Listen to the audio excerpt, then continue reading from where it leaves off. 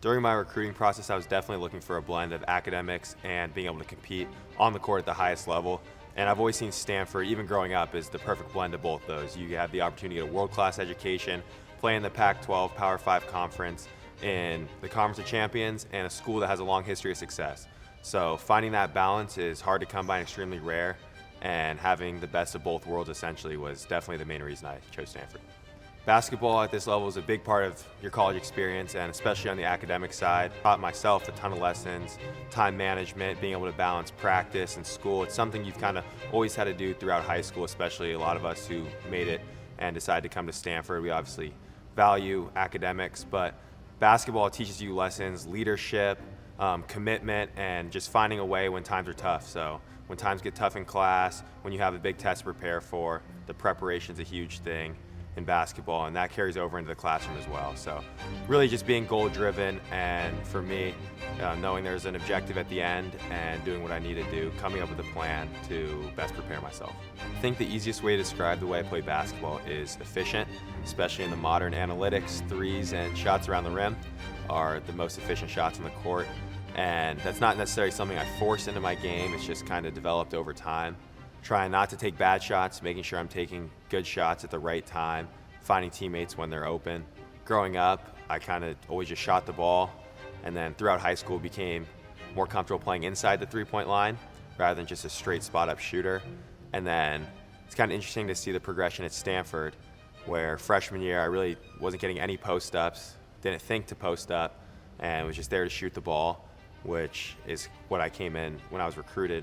That's what I was kind of brought in to do. So growing up, I kind of always knew I wanted to do something in the business realm, whether it was commercial real estate, private equity, something, one of those high pressure, high stress jobs. And Stanford doesn't have an undergraduate business school, and economics was really the closest bridge to where I want to go and where I was at the time. Being a good student at Stanford doesn't necessarily mean being the smartest person in the classroom. Stanford's a place where academically you have all the resources you need, from the teaching staff, TAs, and being a good student here is utilizing those resources to make the most of the opportunity. Being a good student is taking care of your business, making sure your stuff's done before deadlines, and when it comes test time, making sure you're over-prepared. So I'm writing an honors thesis for the economics department.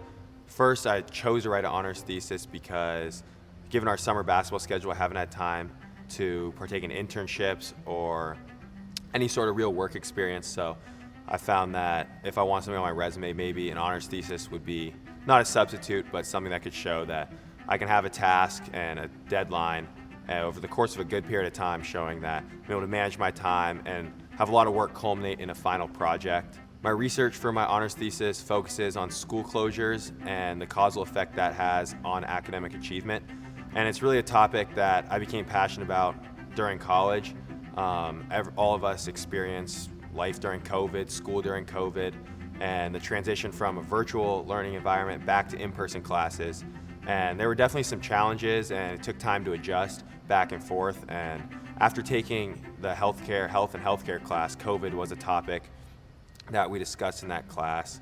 It's the main field of work for my advisor. So that blend really drove me, okay, I have someone in my corner who can advise this, guide me through the process, and it's also a topic where I'm interested and passionate about. Being able to look at data, analyze it, come up with the proper analysis techniques, and being able to see what the data proves, whether it supports my hypotheses or if it doesn't, is what I'll find out. But it's definitely been an interesting process. There's been challenges. Writing the paper is one of the key deliverables that's due at spring quarter, and then it all culminates with a presentation. So turning in the final paper and then presenting it to some faculty in the department as well as other students is kind of the final piece that comes together. The satisfaction coming with knowing that you're working toward a goal.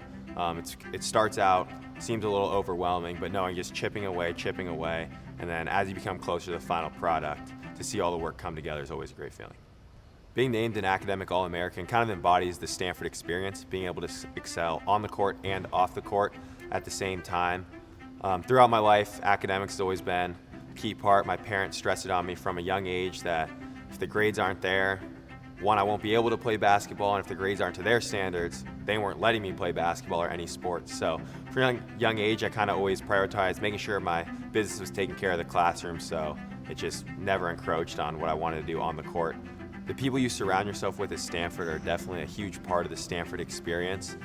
There's a lot of people whether it's in the classroom, in playing different sports, even people on your own team who they all compete at the highest level and strive for excellence in whatever they're doing. So being around high-level people each and every day really pushes you to become the best version of yourself, whether it's eating in the dining hall with Olympians, future Olympians, and people who are going to play professionally for many years, or being in the classroom with the next generation of CEOs and world leaders. It's really an experience that's unique to Stanford.